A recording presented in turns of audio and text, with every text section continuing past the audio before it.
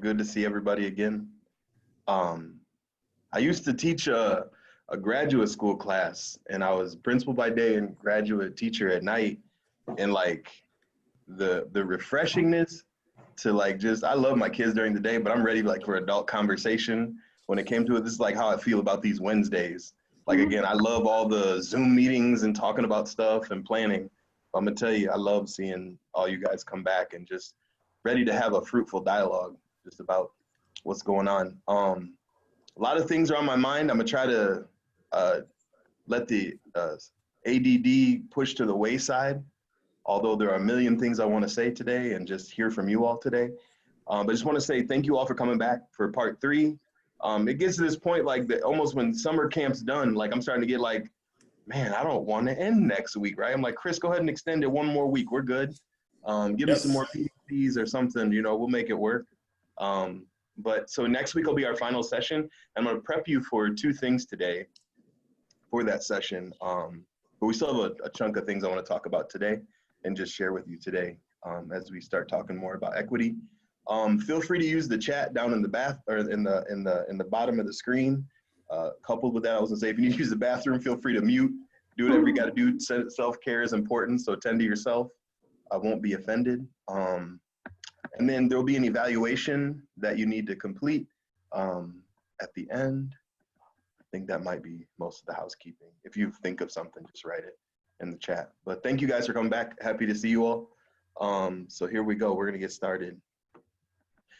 So as people have joined us, I just want to kind of really quickly just reground ourselves together and just sharing these couple points. We're going to connect with other professionals, have a rich dialogue about equity, so that we can understand the intersection of equity ourselves and our work, so we can help our kids every day. I'm gonna put on my glasses. So this is like probably like my favorite quote. So Dr. Bettina Love, one of our authors from the books I recommended, I got to meet her and she came out to my school and talked to my staff and actually just got to chat with her. It was really cool. So she spoke to all of Madison School District and she read this quote. So I'm just gonna read it to you all and just re-quoting it from last week. Any citizen of this country who figures himself as responsible, and particularly those of you who deal with minds and hearts of young people, must be prepared to go for broke. You must understand that in the attempt to correct so many generations of bad faith and cruelty, when it is operating not only in the classroom but in society, you will meet the most fantastic, most brutal, and the most determined resistance. We made T-shirts this year that say "Go for broke," and then you'll find people at my school like chatting about the fantastic resistance that we were in a meeting, and can you believe so and so wouldn't such and such? It's fantastic resistance. We use it regularly, and so this quote just kind of speaks to me. And so again, hopefully, as you're thinking about your work and people you interact with, and then as we talk about equity work ourselves, I have met fantastic resistance in being the leader of a school, leader of color, in predominantly white spaces and places. And I worked in the Northwest suburbs. And I know somebody may be here from the Northwest suburbs. It's not a judgment of you, but I met fantastic resistance. When I became a principal, I was 28. And when I went to the suburbs, I was 30. And the principals that were prior to me were all white gentlemen, 50 and older. And I met some resistance just by being who I am. And so, are we ready to go for broke in our classrooms? Are we ready to upset what we thought and have this cognitive dissonance and just kind of flip things on its head? I want to take a second and let people just look at our norms for today. These are just a repeat from before, but I think it's important just to take a look to see which norm is important to you and which one you want to lean into and which one makes sense for you to take a peek at this today. So I'm going to leave these up here for just a second and just let you figure out which one. It could be the same one. Again, I always do the speak your truth without blame or judgment, but people always remind me, Devon, it's okay to listen sometimes. So that's just me, but pick whichever one you think you're interested in. Thumbs up me virtually or in reality once you have one. Remember we learned the thumbs up function from last week. Perfect. We got a baby with us. That's always blessing. You know it's gonna be a good day when there's a baby. Um, all right, perfect. I sequester my child during this time because she thinks it's her time, and I have to remind her dad's working. So just before we start, we do this work, and I've reduced these just to be a couple bullet points. We have to be committed to equity work. So like if you were like, I just came to sit to hear the PD and just that's that passive part, and that's nobody here because you keep coming back, right? Um, so you have to be committed to this work. Understanding that like to do equity work, you don't do it in a silo. You're working with a group of people, and that group will grow. So knowing that we're better together, and then you guys get I'm gonna say a B plus last week for engagement, maybe even an A minus. I'm going to say A minus last week for engagement, but I'm gonna go for A plus today. So please engage, please share, please chat. The way we learn from each other, we're each bringing a story and something to share. You know, if you put me in front of my staff at 168 people, they'll tell you the man won't stop talking. But I really don't want to hear myself talk. I want to hear your experiences and other people to hear your experiences as well. If you don't understand something, throw it in the chat, and somebody will help me out, and we'll share those out so then we can address those. If you need something, you can unmute and say, Devon, question. I want to push on that. So just our inclusion for this week is pretty simple. It's what have you, and you can take any one of these questions, please, you don't have to answer them all, but what have you thought about since our last time together? Something we'll do as a quick lightning round in a meeting. We'll do what's on top for you today. It could be anything. And then how have you thought about Kira's share out and maybe how you might apply it to your own classroom, your own life? And then what have you found in the resources that I've shared? Anything interesting? And then what are your first impressions about any of the reading? Again, this isn't like, I'm not your professors in the college course. I just shared these. I find them interesting as we're talking about equity work. Here are some things. So there's not like a Harvard, I'm gonna grill you over page 27 with this author, but rather if you saw something, do you wanna share something? I'm gonna go first just for the heck of it, because I'm still talking. What's on top? I survived last week. I hope my 7-year-old child never gets married and has me to do anything in it, because she turned into like a pre-bridezilla with her unicorn pandemic birthday party, but we survived it. At some point, I'm gonna show you a picture. She had a unicorn dress. The house was a unicorn, which made its way out to the yard, and everything was a unicorn, but we survived that. She's gonna be a tough one. But yeah, so that's what's on top of my mind. I'm back here with you all today, excited to talk equity. So really, anybody can jump in here. For me, on top is that we did our lunch lady Carol retired. So we had a parade this morning for her to honor her for retirement. So that was on top. That she's been with the district 35 years. Okay. And what I thought about from last time was really how about boundaries. Kira talked about boundaries and how it made me think about how hard it is during this time was to create the boundaries. Like I would answer emails or parent phone calls different times, and that if we should go back in the fall in e-learning way full time right away, that I will have to set better boundaries or different ones. Yeah, and that it's something that's hard to do, but it's very appropriate that a therapist would tell the people taking care of other people that you have to do that. Otherwise, there's nothing left to give. And her and I had countless conversations. But yeah, you have to. And then we have this complex, like we're not giving enough. Well, I didn't have to get in the car and give gas. I didn't put on a sport coat. I didn't have to do all these things. But like you did give enough today. Like your mental capital is exhausted all day. You did give enough, but like in our own mind, we didn't think we did. Well, and I think it's different because like when you go to the building, when I teach at the building, when you leave, you kind of can separate it. When you're home, it's not so easy to separate it. Yeah.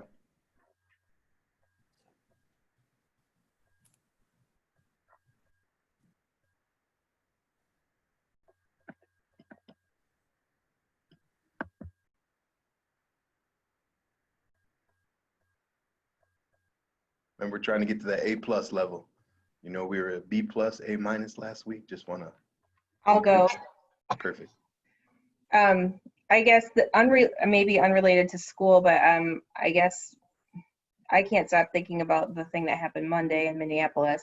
Yep. And I'm just very upset about it. So I think that's what's on top for me today. So I was curious, yeah, and so that was like one of the million things I want to talk about, but that is tough, right? yeah. Yeah. When we start talking about equity, I was asked to write a piece for the school district on behalf of Black leaders, and I thought about this, and I'm like, man, what to say? What to say, right? I mean, amidst equity, like what to say? There's a lot to say, but Yeah. where do you go with it, and what do you say? So Right. that's really like, that's the other on top, right? Like being alive and surviving unicorns is important, but Right. but what really is on top, a friend of mine, because I don't watch the news typically, sent me the New York about the woman and the dog in the park. Are you all familiar with that one? Mhm. Yeah, I mean, so when you get time, like Google that. She basically accosts an African-American man and like threatens him that she's gonna call the police, and she ended up losing her job because it becomes viral. But quite racist, right? Quite racist, and it doesn't make sense. There's another one that breaks my heart, of an African-American woman sitting on a plane, and the lady, they hadn't even taken off yet, and the lady, white lady, younger, calls her the N-word, and the lady says, "You're stupid," and like, who do you think you are? Even using the word, like, I'm many things. So the African American lady goes hands on with her, and then she gets ushered off the plane, which breaks my heart because like, you shouldn't put your hands on people, but you also shouldn't use visceral, horrible language, racial language to people either, right? And why wasn't she ushered off the plane, right? In my mind, you caused that, right? Like, and she's somebody's grandma, right? You don't talk to people that way, but I'm with you. It's like, where do you put that, right? How does that manifest in our work? That's somebody's dad. That's somebody's family. That kid's gonna be going to school in the fall. Out here, when I was in the suburbs, remember the Sandra Bland, African-American young woman, she ends up killing herself in the cell, but she was treated by the officer just horribly on a routine stop. Educated woman, her cousin went to my high school, and how do you navigate that, right? Like, she's like, my cousin had a degree and well put together, and she's dead now. Police brutality, like, why? Where do you put that? Sorry. A lot to say. Anybody, feel free to jump in on anything we've got up here. I'll go. Yeah. It's foremost on my mind today. I mean, I did go outside and mulch my garden a little bit today, but I couldn't help but think about the whole Minneapolis incident, the young woman in Central Park. I've not seen the incident on the plane, but having read White Fragility, which I think every white teacher should read, and it talks so much about how we try to avoid talking about the things that need to be talked about, and that when we do find the courage to do that, that it hopefully brings us to a point where we can face some of the things, some of our beliefs, understanding where those beliefs come from, challenging those beliefs. And as you were talking about the idea of being a co-conspirator rather than an ally, I really liked all the articles you gave us.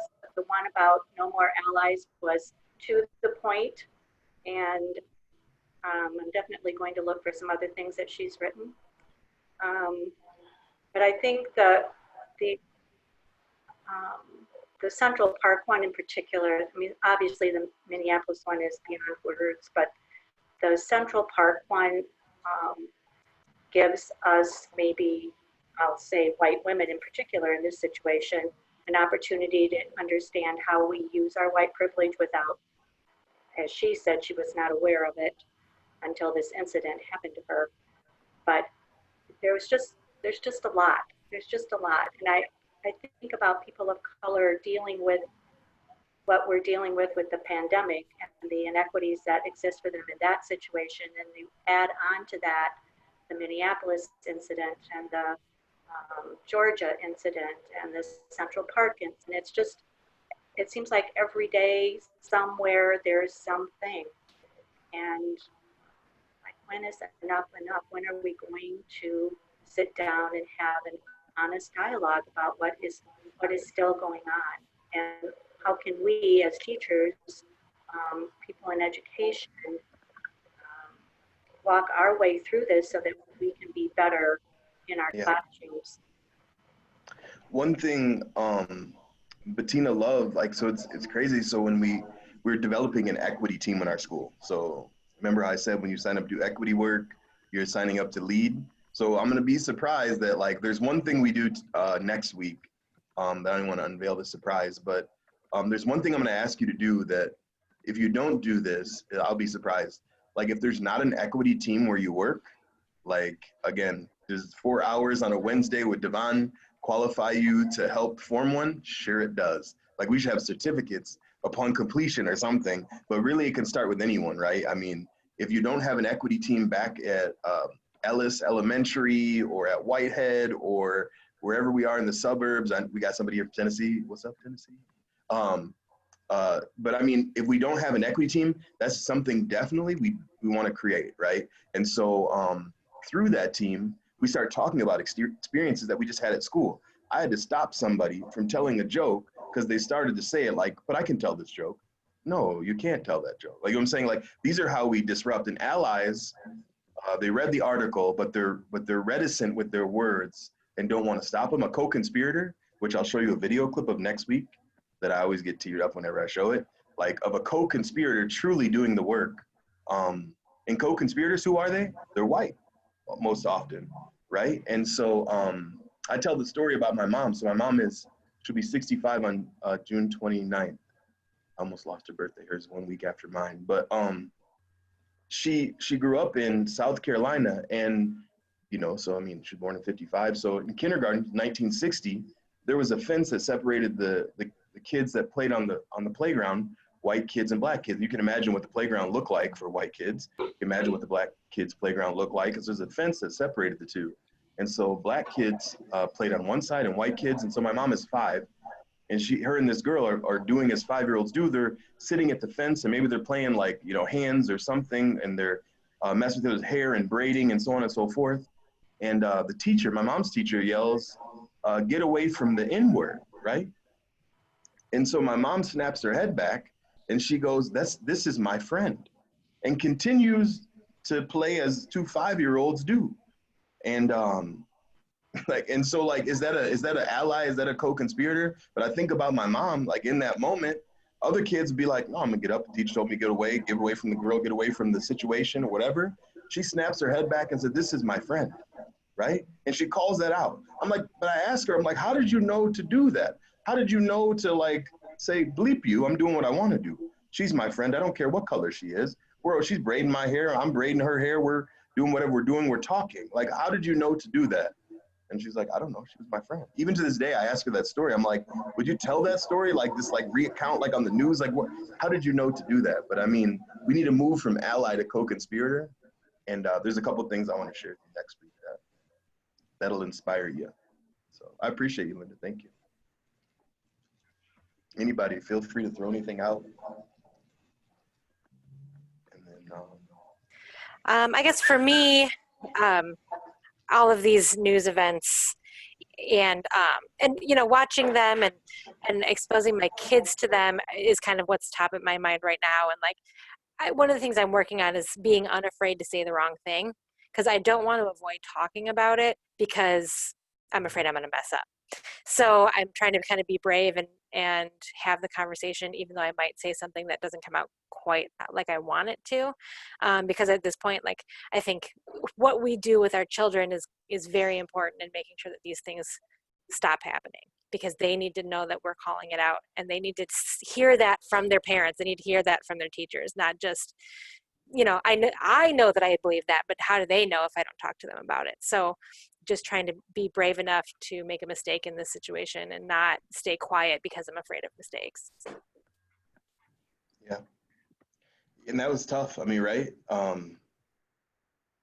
Like what did Bettina said, silence is like racism's best friend, right? Or something like that.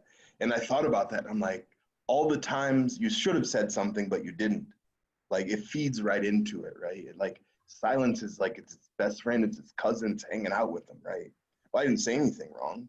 You also didn't say anything right, right? Yeah, I'm guilty. I think we all are. Yeah. Yeah. Anybody else want to share anything? I don't want to like. We're doing good here. Can I just add one more thing that Yeah, go ahead. I know that your current school is primarily, you said, white women 40 or older for the most part, the biggest percentage. And I think in Rockford, I don't know what the percentages are, but I think that's why it's so important for us to do the work, is because we're the ones standing in front of that classroom every day. We're the ones who are confronting this, like you say, with parents, with other educators, with people in the community. And I think that's why it's so important that we, and not be afraid to say the wrong thing, because you won't grow if you're not willing to take that risk. I've said 1,000 wrong things, probably more than that. But I think that it's so important that we identify the role we play in this and how important we are, meaning white women in the classroom. And it's so important. And I think having an equity group or some form of structured support system where we can have those dialogues with each other and not be afraid to say something wrong, or but to understand that we have to do the work. We can't sit around and wait for Black people to pull us into it. We've got to do it. We've got to step up. We've got to find the courage. We've got to do the reading, whatever it takes. But I think we have a vital role, and we can't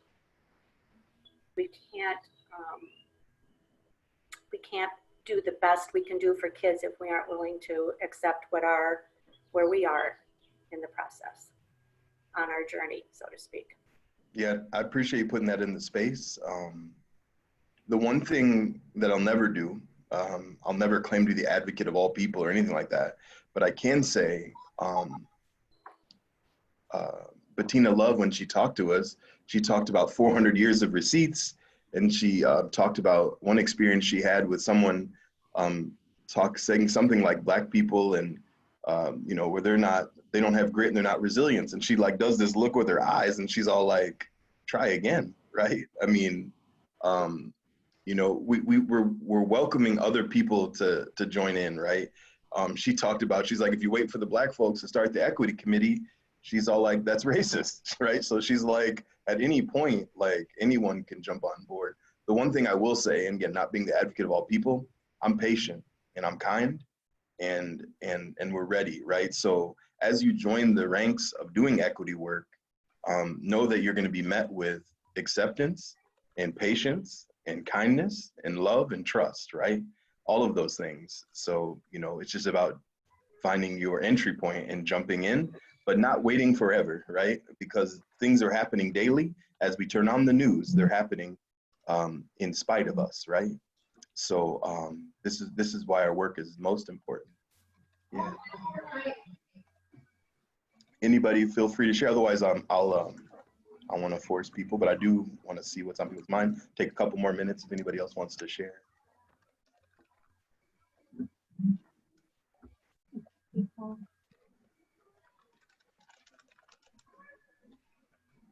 right. Anybody else? Okay, cool. Thank you. I appreciate everybody taking a minute to reflect and just to think about just previewing oh wait, I see a blinking light. Hang on a second. Okay.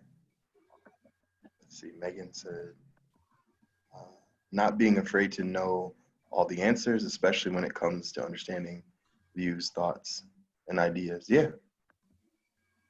Yep. Yeah. I mean, this is a continuum.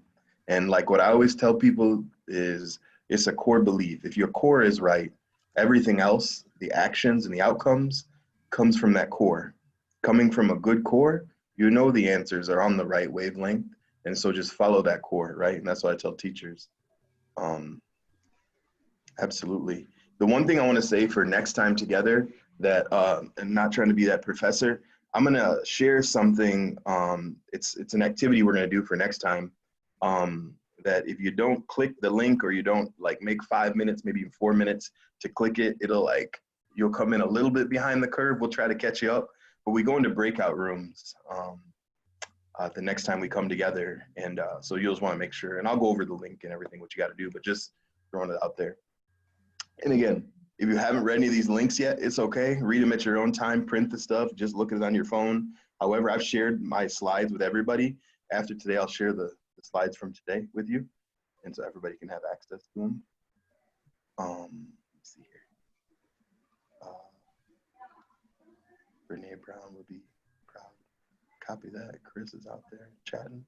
Perfect. All right. So really quick, just a couple new people with us. Just want to quickly share just a recap.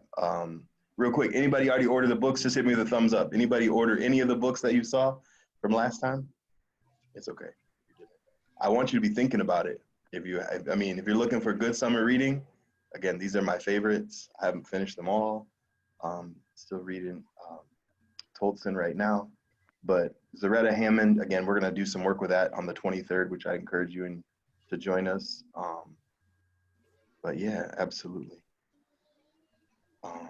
Okay, ordering some from library, perfect. But yeah, these are the books I recommended last time. I keep referencing Bettina Love, We Want to Do More Than Survive, Abolitionist Teaching in the Pursuit of Educational Freedom. We'll hear from Bettina next time together. I've got something we're gonna do with Bettina's work next time.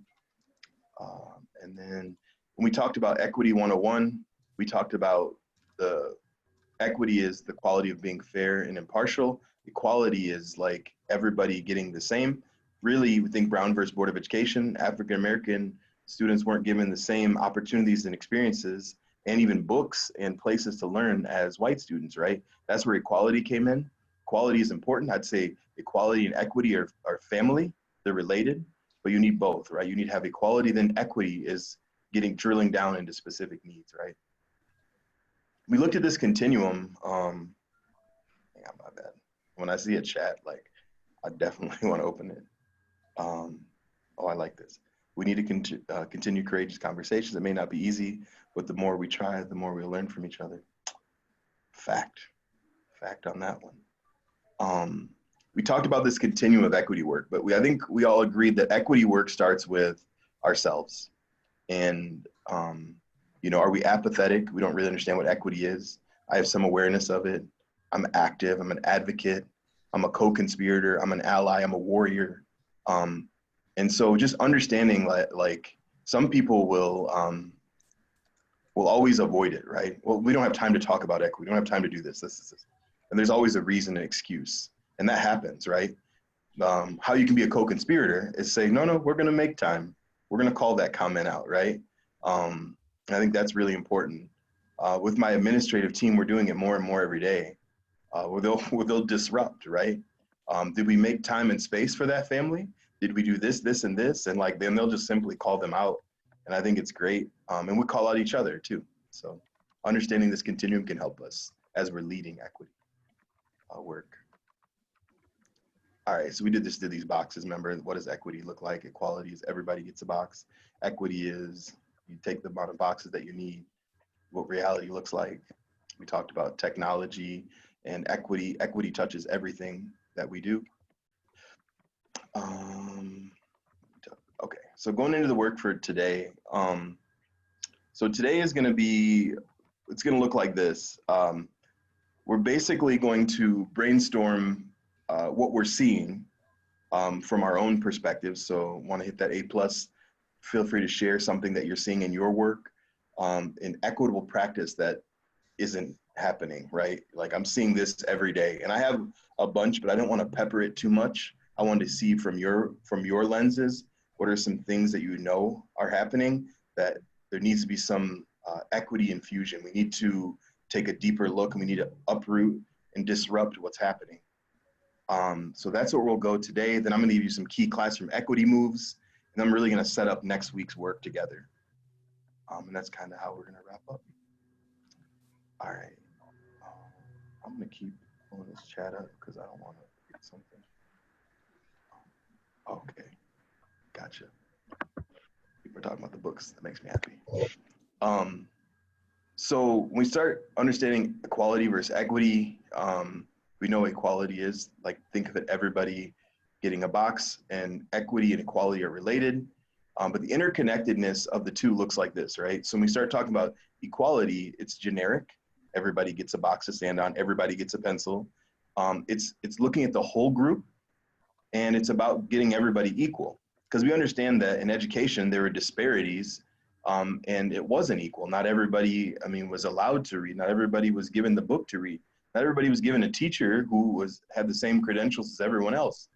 So then we transition to equity work. We're talking about people getting what they need. And so it looks like this. It's adaptable and flexible, right? It's individual focused. So it shifts from that group focus idea to, it's about what Devon needs, right? And then it's fair, right? And this is where we get like into this land of, that's not fair. However, equity is everyone getting what they need because people are at different points. And that's just what it is. Like we all make different amounts of money or whatever the case may be. So somebody needs a little more than someone else. I was up at school probably a week ago, and I think Rockford does this too, where they give out the school lunches. There's minimal questions asked at all. Like literally, the question is, how many lunches do you need? And we don't judge the lady who asked for 14. I don't know how many children you have. I don't know if you have somebody Devon's size, or I don't know if you have somebody else size, right? So you might need 14 lunches, and that's okay, right? And that's this whole idea of equity. So this is equity playing out in reality. However, equality is everybody gets one lunch. What if you got 7 kids, right? Ask my mom, right? What do you have more than someone else? What do you have 3 big boys, right? And so, this is what equity is. Everybody getting what they need, and it's fair. And I say fair for the situation, right? This is what this person needs at this time. So this is where we jump into just working with this idea of understanding equality, generic, group focused, and equal. And we look at what equity is: adaptable and flexible and changeable, individual, specific to some person's needs or some group's needs, and then fair. So jump in here. This is where I kind of jump back a little bit, and I want to hear from you all. So what barriers do we see? So if I was to take school A in city B, what are some just equity barriers that you see? And again, I could fill this box, but I really want to hear what your all's experiences are, and I can make as many boxes as needed, but I'd just be curious to see what you all think. Please don't judge me by the number of tabs I have. Probably judging me. I need all of those. Please do not judge me. All of those things mean something. There's like EE stuff. There's like infinite, like I'm working on some data. All right, so tell me, anybody jump out there. So what's stopping us? So at this particular teacher's classroom, one thing, I want to be doing this for children, but this is where I'm getting stuck. And there's a reason why I want to do this. So you can talk generically, but somebody just give me one equitable practice. So I'm gonna make one up. So lunches, right?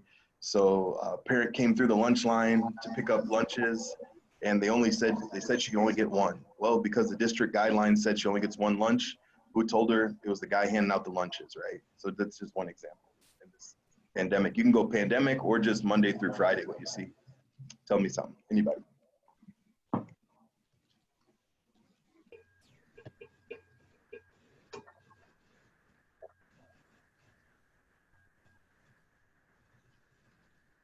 And we're trying to hit that A+ mark. Let me see if there's something in the chat here. Okay, Jamel said, am I saying your name right, Jamel? No. Say it right for me. It's Jamil. Oh, my bad, I got you. It's okay. Lack of technology and large class sizes. Perfect. So let's take lack of tech. Why? What's happening?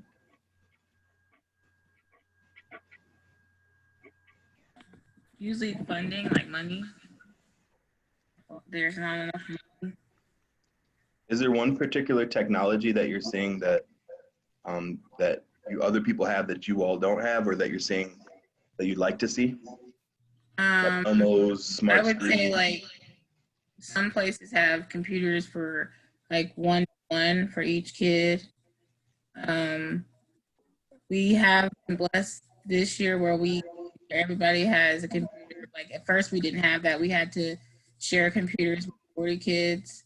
So it was really hard, but things are a little bit better this year. But I'm just saying, like, every school does not have that. Every school is not going to have a computer for every single kid to use at any time of the day. So that was one thing that I've just dealt with just from working just throughout different districts and just seeing what's out there and how different districts have more money than others, depending on what place, like the area, makes a difference. So I don't know. Yeah, tell me. I worked in classrooms in districts where it was like, 19 kids. I've actually had a classroom where it was like 27 or 30 kids, and it was like it was 30 fifth graders, and my classroom was really, really small. And then I've had where my classroom is a little bigger, and then I have less kids. So it depends on the districts that you work in, areas. So Sure. And do you know why the class size, like what was causing them to be big? Just allocation was short, or you are able to? I think it was because there were not enough teachers and not being able to pay like the salaries, not having enough staff members, and due to probably being able to pay them. And so that made our class sizes a lot larger.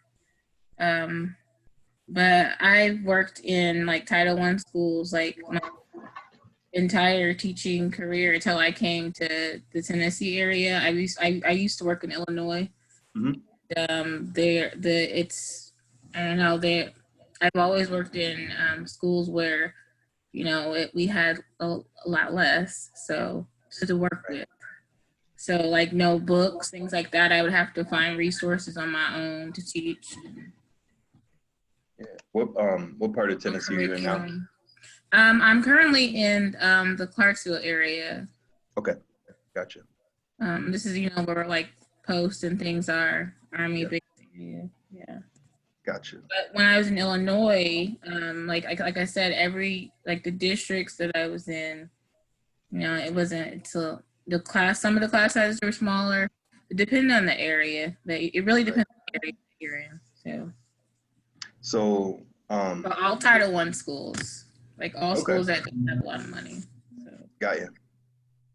I worked in a district for high school, so I worked in high school, where if the teachers saw more than 25 kids, they called it crowded. But if you work in Rockford, where I did for 9 years, 33 was the magic union number, right? And so then you complained at 34 and 35, right? And I worked in one district in the suburbs where you got paid for every kid over. So literally PE teachers would be like, oh, Devon, give me another one. There's one PE teacher with 65 kids. There's a dollar amount tied to every kid, right? Mm-hmm. So talk about equity and access, right? Are they getting quality education even though that teacher is willing to take on more, right? I mean, and like has some bills to pay, like do you fault the teacher, do you fault the system? But these are the, like, what is the quality when the teacher's accepting more? And they're probably, when they wrote it so the AP course, so the kid could get it overloaded by 1 or 2, but it shouldn't be like a money-making, adventure for someone to like take 15 kids over the limit. I don't know. And what does that quality look like? Thank you, Jamel, for sharing those. Anybody else want to share just what are some barriers that prevent us from creating equity in the classroom? And lack of tech and class size, I think, are real. But yeah, I'll take any others.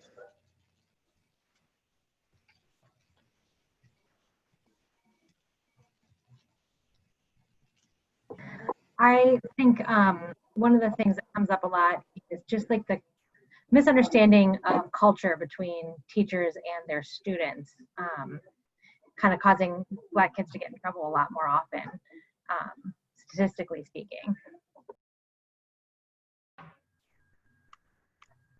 Why? Tell me why that's a thing. I think, you know, just a lot of lack of awareness on the part of white middle class teachers, and also kind of, I think there's a generational struggle with Black kids coming to school and feeling uncomfortable there, and their parents felt uncomfortable at school, so they don't feel comfortable at school. And it kind of continues this struggle where we can't come together as a community because we're all misunderstanding each other and having fear and discomfort with the school environment.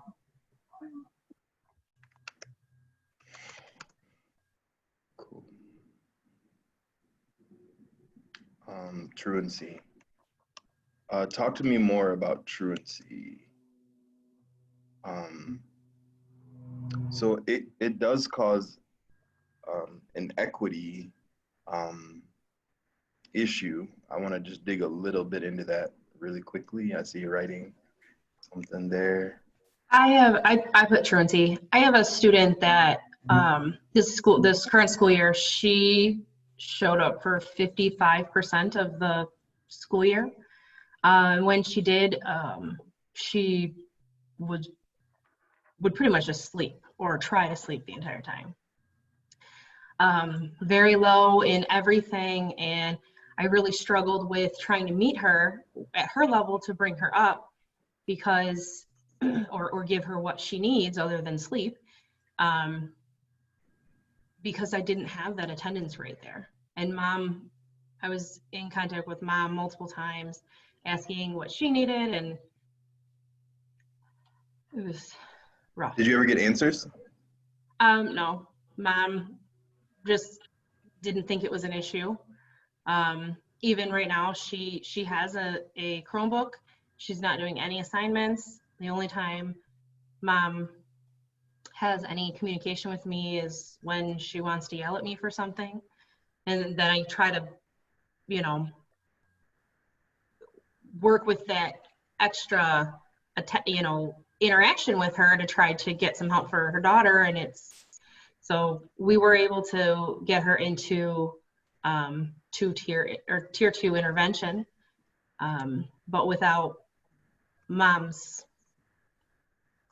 I guess, permission, or we couldn't go any further than that. And then she would never show up. Okay. On top of it. So that kind of takes her out of the running for tier 3, unfortunately. Right. Okay. So thank you for that one. Who wrote behavior? Who can give me a little bit more? I did. We saw that, like, we've been analyzing data at our school with behavior and in our district, and we've noticed that sometimes behavior is affected by race. Like some categories are higher, but because we're analyzing the data, then like when students of color or get in trouble, then sometimes they get a lesser consequence. Sometimes because to keep data low. I don't know, it's so I've been noticing that, right or wrong, I don't know, but we're having trouble with that, I would say. Okay. The one thing I just have to call in the room is, so I was a principal at Auburn High School, and I was a assistant principal at Jefferson High School. And, when we started looking at like what referrals are being given for, we had to ask the question of, is this a procedural behavior or an actual behavior? Me calling a teacher a bad name is an actual behavior, although there is a reason behind it. Now, kids, keep in mind, their brain's still developing. There's a reason why they said that to that teacher. Like, we have to dig into it. I'm not saying give the kid a pass, whatever the case may be, but like everything happens for a reason, right? So what's the reason? So I remember we were like enforcing, like, just have to pass judgment. the tardy rule of if you're late after your 7th tardy, you get suspended, and to not poke at that, but like that logically, there are problems with that. So because you're running behind, we're going to then put you out a day of school. And so literally one assistant principal, his interpretation, he only get to the tardies as often as he get to them. So you had 5 past the 7, you get 5 days out for each tardy, right? Or 1 day for each tardy equaling 5. And it was legal and it happened. And, you know, who were the kids? Black kids, Hispanic kids, kids that are free and reduced lunch, and all of that was wrong. So is it a procedural thing that we put in place, or is it an actual behavior? Like Devon said, a bad word to a teacher, which is an actual behavior. Not having your ID, that's a procedure, right? And I know people don't like hoods, but at my school, you can have a hood, you can have a hat. If you, like I tell them, I was like, if you're on your way to Harvard, you have your hat, you have your hood. I'm not focusing on the small stuff. If you're on your way to Harvard, so you show me you being on your way to Harvard, right? And what does Harvard behavior look like? We're just using that as an abstract. Fine, we're picking that school, but you could say any school you want, NIU, wherever you want, and so on and so forth. But I mean, we have to look at what is an actual behavior, what is a procedural behavior. And I think that factors in too. But I appreciate you bringing that one up. And I appreciate you looking at the data to see, right? Go ahead. About the hood thing. So I had a student in my classroom, and other teachers were always worried about the hood. Like it was, I mean, even administration, this was like a while back, but they would say something about hoods or hats and they didn't want them to have them on. And I didn't care about it because it's, I mean, as long as they're paying attention, they're doing what they're supposed to, why does it matter if they have a hood or a hat on? So one of my students came in and he usually didn't wear a hood or a hat, but he had like his hood up that day. And I asked him, what was wrong. He didn't like his hair had been cut, but it didn't come out the way that he liked. So he was kind of embarrassed and uncomfortable.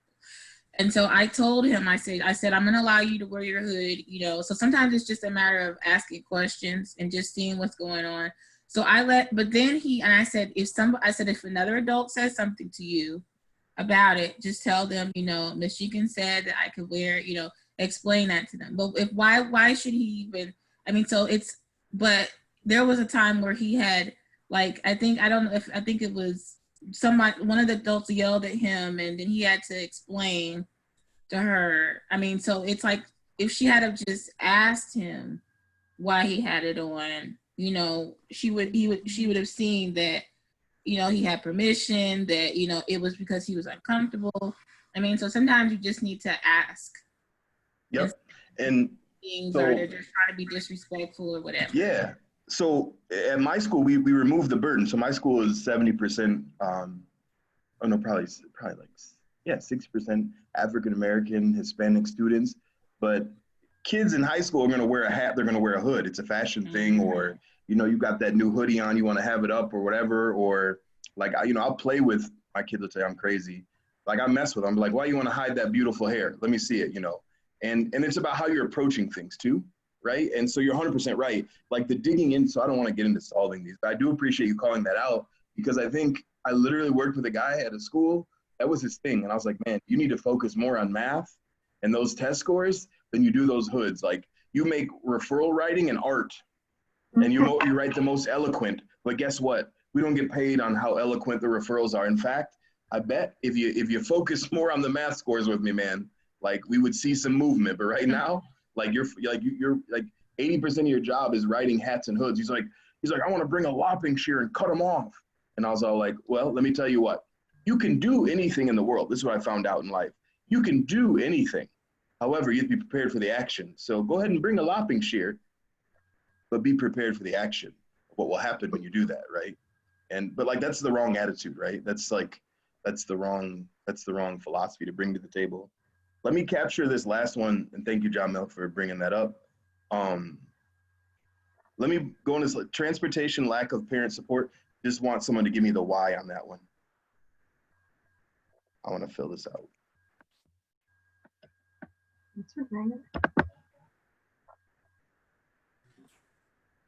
Whoever said that one, anybody remember? It looks like Megan said that, but I can comment on that because Yeah, go ahead. Anybody can. Yeah, whoever. transportation, I know I'm just going to say that I had a student wanted to attend a certain school because their parents felt that it was a little better. And so sometimes, because of the resources and things like that, so sometimes you do have children that may use other addresses, and then they may not, so they may have to get a ride or, to get to school. I know I had a child that she was late every single, like every Tuesday or something like that. She was late because she had an appointment. Her parents had to do some type of appointment. And so sometimes it's because the parents can't get them there. It could be because they're not riding the bus, or maybe they missed the bus, maybe they get up late. I know I had a student that he was like always tired all the time. And because his responsibility when he got home from school, he had to, he had to get his younger siblings to bed, get them make sure they had food, and Right. then that he was trying to do homework and things for me. So sometimes he was late, because he'd get up late to get on the bus because he'd be tired. And so sometimes it's just it could be like maybe their address and trying to get there and having to get a ride. And then having to get up themselves, like be responsible for getting themselves dressed and getting ready. Yep. Your parents are not really, that's the kids, an 8-year-old asking them to get out of bed and get dressed and get ready to go. Right. So. 100%. And so Jamela's kind of led into like the next step where we go with this for next week. So if you didn't give me one of these that you're experiencing, and I know Linda's maybe more district or itinerant, I want you to think of some equity barrier that most closely relates to you, because we're going to go into consultancies next time, and we're actually going to dig into how do we disrupt, right? Because like if we knew the answers to this, like individually, we would just answer it, right? I mean, so kids not having a one-to-one device, well, I'll buy them all one, fixed. No, okay, so what are other things, right? How are other ways we can still bring a similar approach that it's individualized and not so group focused and not generic, rather specific to me, right? And so the truancy piece, we're gonna go into consultancy. So like your homework for next time, part of it, you have two things, is gonna be what is your equity barrier that you're seeing that's most closely related to you. I said classroom here, but really I mean in your work. And you could work at Google and there could be some equity or access thing that's causing you a problem, right? And so I want you to think of that, because I'll need everybody, because we'll go into consultancies, which consultancies just mean you and another person. We're going to talk through yours and we're going to ideate around what are some ways, and then we're going to share back out. So that's part of our work, okay? So I want to say thank you guys. Like we went into that problem solving mode as we do, as it's common. It's like we're better together. And so another set of eyes, helping come up with ways to support, and how do we actually move from ally to co-conspirator? Like, what do we have to do? Like we say that, but what does it actually mean? What do you want me to do? How can I help? Okay, so we start talking about equity in the classroom and answering the question of what can I do? These aren't gonna be like groundbreaking, but these are things that I had to stop, pause, and call out. Know every child. And so I know the person who said that the kid who comes in sleepy, right? So knowing the child, their life, their experience. We did this thing with our kids where we started featuring a kid's soul story. We didn't make anyone do it. We offered. When we offered it, you know how many kids signed up to tell their soul story, their journey, their experience, things that they had endured? They were ready to. And that's how you get to know your kids. We created a format, opened the auditorium, and said, oh, get up there on the stage and people will trickle in or hear or not hear. Tell us your soul story. So I modeled it. I even told the story about my mom and her being a kindergartner. And they were like, oh, he's talking about his brother. I'll tell him there's one brother I really don't care for. And I'll tell you a story about how he borrowed my car and never gave it back, right? Like they got to know me. And when they saw me give my soul story about who I was and things, my sorrows, hardships, inadequacies, and troubles, they were ready to jump up and share theirs. And so that's how we got to know each other. And this is on a school level, right? You do this on a classroom level, however you'd like. Become a warm demander. And this is that idea of like setting expectations for kids, but letting them know, I'm still gonna hold you an expectation, but I still love you. My kids know there's 2 restaurants down the street from us, Wendy's and Subway. So like I buy gift cards, and I'll do like these random get to class on time, get a gift card. And if a kid's having a rough day, be like, you want Wendy's today? Here's a gift card. But they also know if I'm hungry, I'm gonna go to Wendy's. I'm like, you want me to get you something? Like, I will make them go to class, but they know I'll do anything in the world for them. You know what I'm saying? One young lady, she'd saved up to get AirPods, and they literally are living transitional housing. When she lost those AirPods, it meant the world to her. Like, the one thing she had that she bought, I replaced them. And people are like, oh, you can't do that. And I was like, most certainly I can, right? It meant that much, and that was the one thing she had. Most certainly I can. And they're like, you know how much those cost? I'm like, I know how much they cost. Being a warm demander. I set expectations, but they also know I'll go above and beyond for them, because they know that me setting the expectation is leveling the playing field. Like, you have to do this, and I can't bend on this, but here's what I am willing to do for you, right? Here's how I'm willing to support you and go above and beyond. And that's just important. The biggest one here is the flex your routines. We start talking about equality. Equality is everybody getting a book. And the flexing your lessons means simply individualizing the work that we do. If you know Devon needs more, you got to give Devon a little more than the next student. And that's just how it is. And making time and space to not make our lessons these generic things, but digging in and seeing who needs what. I'm rushing through this. I got to get to 2 more things. Sorry. Making it safe to fail, super important, right? And like, what I'll do is I'll fail in front of kids, right? Just to let them know. I wrote a letter about when the kids got their ACT scores. Kids are starting to check out of this virtual school. They're getting their ACT scores. One young lady emailed me. She's like, I'm just going to drop out. I don't see the point. I got a 15. And I was like, guess who else got a 15? She's like, who? I was like, I did. I most certainly got a 15 on my ACT score. And that inspired me to write a letter to my whole junior class to say, you are not your score, and the score doesn't define you, and you're better than that. But here's what we're going to do. We're going to look at how we can increase your score, but don't let that score be who you are, right? You tell that score who you want, and that's what you're going to do. And so I think that's really important. The resource from last time, the culture responsive teaching piece, is really important. Please take a peek at that. I got to jump really quickly to here. Only because we're almost out of time. I want to respect you guys' calendar.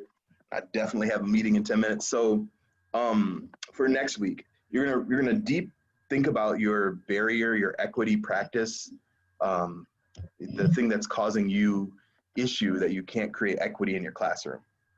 And so I want you to come with that, because we're gonna go into consultancies and talk about that. The other thing I want you to do is you're gonna click on this link, which you'll have this in just a few minutes. Go to frame 19 and read about these various equity mindsets. We're going to ground ourselves in some core belief, right?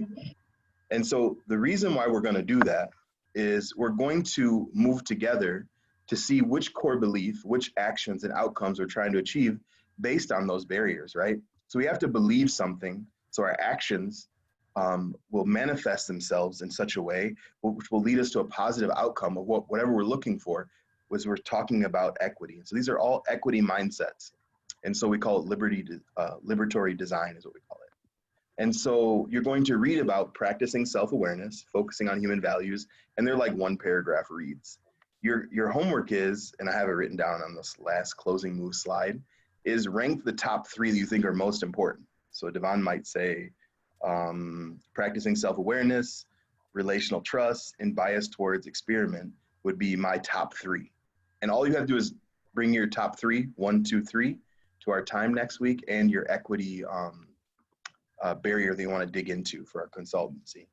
And that's that would kind of get us rocking and rolling. So that's kind of our homework. I know it's a lot to think about, and I kind of just threw it out there. Let me see here. Yeah, you guys are lighting up the chat. I like that. I appreciate it. So yeah, that kind of like is going to wrap us up here in just a minute. I want to say thank you. I'm super like excited, but yet sad for next time. But next time we're going to have some fun. We're going to break into these breakouts together and start exploring our areas that we want to dig into and figure out and partner and have a consultant in the work to say, how might I approach this?